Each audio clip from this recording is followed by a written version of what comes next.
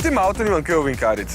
Na elektriko je, posod piše in sem se moral prav umakniti nekam na samo, ker so me stalno spraševali, koliko to gre, koliko stane, kakšen je doseg. Vse veste. Če bodo videli tale prispevek, bodo izvedeli vse. Najprej cena. Dobrih 24 000 evrov stane, subvencijo 5 000 evrov manj. In navadno je to glavna ovira pri nakupu takšnega avtomobila, tudi če se potem z njim vozite na pol zastonj. Ali pa celo zastonj, če imate kakšno polnilnico v bližini svoje službe.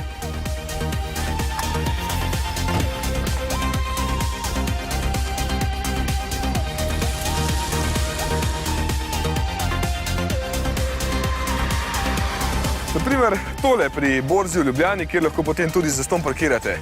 1, 2, 3, 4, 4 bi lahko kle parkiral, 4 smarte. Ali pa tale na Slomškovi ulici, ki je 500 metrov stran od tiste.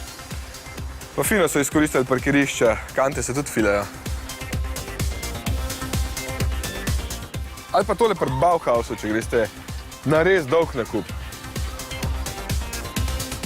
Ali pa tole v City Parku.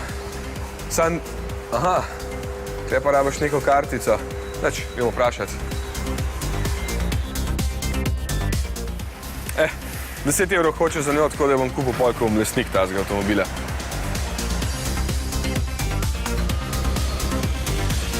Še nekaj teh polnilnic je in ko imate takšen avtomobil, veste za prav vsako. Enostavno morate planirati pot tja, kjer lahko baterije napolnite, ker se prehitro spraznijo. Zdaj, če so vaše poti samo v mesto, razdalje pa kratke, je to idealno. Smart je majhen, izjemno ukreten, normalno, če po dolžino meri samo 2,7 metra in še kako je poskočen. Za tako malo gajbico leti kot podivjan z mesta. Vedno prvi startan, ker elektromotor res lepo potegne, prestava je pa samo ena. Motor s trajnim magnetom ima 55 kW največje trenutne moči, to je 75 konjev, ter 130 Nm navora od nule. Pazite, pospešek do 100 je 11 sekund in pol, do 60 pa samo 5 sekund, da si lažje predstavljate, zakaj pravim, da leti. Dobro, tudi občutek je v takšnem majhnem avtu drugačen, ampak morate preizkusiti tole, da boste točno vedeli, o čem govorim.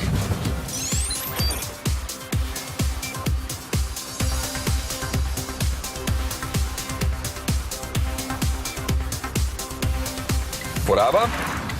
Zdajle dobrih 17 na 100 km, ampak kilovatnih ur, ne litrov.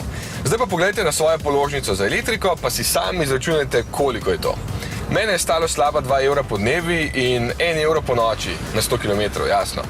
Doma se mi je polnil na navadni vtičnici kar 11 ur, v mestu na hitri polnilnici pa slabo uro, ker ima ta vgrajen še poseben hitri polnilnik 22 kW, ki stane dodatno dobre 3 urje. Litij-ionska baterija ima kapaciteto 17,6 kWh, kar naj bi bilo dovolj za 145 km. No, v praksi lahko povem, da bo ob mešani vožnji za slabih 100. Če je zunaj mraz ali pa vroče in rabite ogrevanje ali hlajenje, potem tudi pod 80, so pa kolegi naredili tudi precej več kot 100, če so bile razmere idealne. No, Smart res ni za dolge poti, bi bilo pa fino, da bi lahko vsaj kakšnih 200 km naredil naenkrat, da bi bil malo bolj brez skrbi. Da je dokaj neodoben, ni nič čudnega, ker je res kratek. Ima pa presenetljivo veliko prostora. Poglejte, kako razkošno sedim tukaj.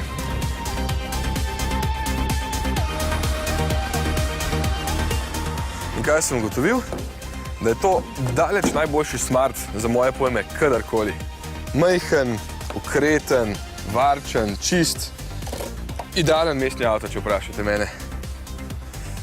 Me zanima, koliko bodo vse skupaj izboljšali pri nove generaciji, ki tik pred vrati. In kdaj bo tole stalo manj kot 15, potem ga grem pa tudi sam iskat. Konec, zdaj počnem 7 ur.